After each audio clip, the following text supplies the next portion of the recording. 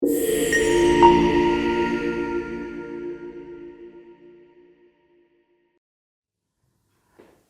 ons dink oor geld, besittings en die ewige lewe, dan is die vraag, wat het die goed met mekaar te doen, of het dit enigstens iets met mekaar te doen? Ek dink een ding waaroor ons gaan saamstem is dat geld en besittings is vir ons almal belangrik. En ek dink Jesus het dit geweet, en dis waarom 'n groot deel van dit waaroor hy gepraat het gegaan juis oor geld en besittings. Hy het gesê, gee aan die keiser wat die keiser toekom. Hy het vertel van 'n arm weduwee wat alles gegee het wat sy gehad het, en nog baie ander wat hy vir ons geleer het rakende geld en besittings. Maar ek dink die belangrikste beginsel is dit wat ons sal vind in Matteus 19, waar die ryk jong man na Jesus toe gekom het met hierdie belangrike vraag. Wat 'n goeie daad, dit is hoe hy dit verwoord het, wat 'n goeie daad moet ek doen om die ewige lewe te verkry? Nou, ons lei af uit die feit dat hy hierdie vraag vra, dat hy heel waarskynlik 'n fariseer was, want die Sadduseërs het nie geglo in die lewe na die dood nie. En daarom toe hy vir Jesus hierdie vraag gevra het, was dit ook vir hom baie belangrik om te weet, wat is dit wat hy nog buiten al die goeie dinge wat hy doen, wat is hierdie een goeie ding wat hy kan doen, wat sal verseker dat hy die ewige lewe verkry?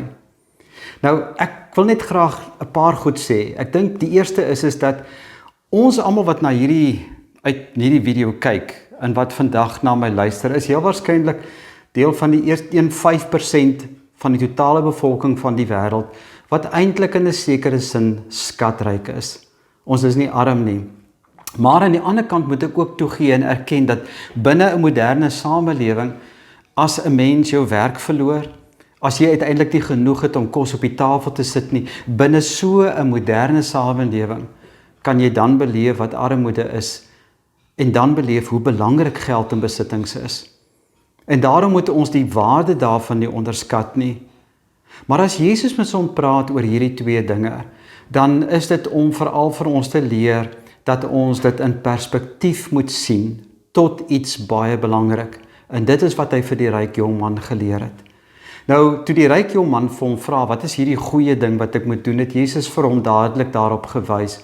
En eintlik daar het uitgewys wat is sy probleem, want hy het vir hom gesê, waarom vra jy vir my oor wat goed is? Daar is uiteindelik net een wie goed is, en dit is God. Nou, waarom is dit so belangrik? Die rede is dood eenvoudig dat ons weer eens baie keer die fout maak om te dink, dit gaan oor wat ek moet doen. Nee, die evangelie leer vir ons, dit gaan oor vir wie jy lewe. En dit is wat Jesus vir hom wil uitwys. Maar die ryk jong man sê toe maar, watter gebod moet ek onderhou om uiteindelik dan die ewige lewe te verkry? Dit is wat Jesus toe nou vir hom sê, onderhou die gebooie.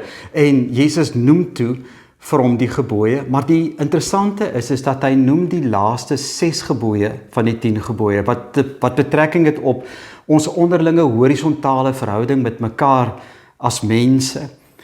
Maar hy laat na om die eerste 4 te noem, en omdat hy reeds die eerste 4 eintlik alreeds uitgewys het, in die feit dat hy gesê het, daar is net een wat goed is, en dit is God. En ons gaan nou verstaan hoekom hy sê God is so goed. Maar die ryk jong man noem toe en sê, maar al hierdie dinge, in terme van my horisontale lewe, doen ek. So hy was 'n goeie jong man, wat goeie dinge gedoen het, en hy wil nog een goeie ding doen, om die ewige lewe te verkry. En dan sê Jesus vir hom, en dan slaan die Jesus eintlik maar die spyker op sy kop, deur vir hom te sê, okay, gaan, as jy volmaak wil wees, dit is vir my eintlik so mooi hoe dit gestel word, as jy volmaak wil wees, gaan verkoop alles wat jy het, en gee dit dan vir die armes. Nou, hy was 'n baie ryk jong man gewees, baie besittings gehad, en daarom lees ons, het hy bedroef weggegaan. En Jesus het nie hom agterna teruggeroep nie, ons lees nie dit nie, en heel waarskynlik, omdat God dwing nie 'n mens om hom lief te hê nie. God dwing nie ons om hom eerste te stel nie. En dit is wat ons moet besef, is die beginsel van Matteus 19. Want jy sien, in daardie opsig bevestig dit iets. Die wyse waarop ons geld en besittings in ons lewens gebruik, bevestig of die Here werklik die een is vir wie ons lewe. Vir die ryk jong man natuurlik was dit nie so nie. Alhoewel hy 'n goeie mens was en 'n klomp goeie dinge gedoen het, het hy nog steeds sy geld en besittings as belangriker as die Here self beskou. Daarom was hy nie bereid om dit prys te gee ter wille van die Here self nie. En ons lees dat Jesus in Markus in daardie gedeelte, dat Jesus hierdie ryk jong man lief gekry het. En vir hom gesê het, maar as jy volmaak wil wees, gaan en doen dit. So hopelik het hy uiteindelik, toe hy weggestap het, mens weet nie, ons lees nie daarvan nie, dalk ontdek dat dit die probleem in sy lewe is. Maar dit is ook wat ons vir onsself moet afvra. Dit is waarmee hierdie skrifgedeelte ons konfronteer. Is die Here regtig die belangrikste in ons lewe? Nou Jesus maak teenoor sy disippels 'n baie interessante opmerking. Hy sê vir hulle, dit sal vir ryk mense baie moeilik wees om in die koninkryk van God in te gaan. En as hy praat van die koninkryk, moet ons dadelik besef, gaan dit nie net ook oor die ewige koninkryk om uiteindelik in die hemel, soos ons daarvan daarna verwys, eendag saam met hom te wees nie, maar dit gaan veral oor die koninkryk ook op aarde. Met ander woorde, daardie onderlinge versorging en verantwoordelikheid wat ons teenoor mekaar het. En ons weet dat een van die belangrikste beginsels wat Jesus vir ons leer is dat ons moet mekaar lief hê. Ons moet vir mekaar daar wees, ons moet onderling mekaar versorg. Net soos wat die vroeë Christelike kerk gedoen het, wat ons in Handelinge lees, hulle het alles onderling met mekaar gedeel. En dit is mense wat verstaan dat God is die belangrikste. En omdat hy die belangrikste is, daarom gaan ek met verantwoordelikheid om, wat die Here aan my toevertrou, al my besittings, al my geld. Nou Jesus sê, dit is baie moeilik, en ons weet dat hy het begrip gehad daarvoor, dat geld 'n baie groot rol in ons lewe gaan speel, en vir ons almal belangrik gaan wees. Maar nou kom ons by die gedeelte, om te sê dat, uiteindelik het geld en besittings niks te doen met die ewige lewe nie. Want Jesus sê in die begin vir die ryk jong man, onthou net, dit is God wat goed is. En hy sê ook vir sy disippels, onthou nou net, as so onmoontlik as wat dit is, vir 'n kameel om deur die oog van 'n naald te gaan. So moeilik gaan dit wees vir 'n ryk mens om in die hemel te kom, of die ewige lewe te beerwe. Maar sy disippels het toe vir hom gesê, maar wie kan dan gered word? En toe sê hy vir hulle, maar onthou, wat vir die mens onmoontlik is vir God moontlik. Wat ons moet verstaan is, jy word nie gered deur jou geld en jou besittings nie. Jy kan trouens nie jou redding of die ewige lewe verkry deur geld en besittings nie. Dit in daardie opsig het dit niks daarmee te doen nie.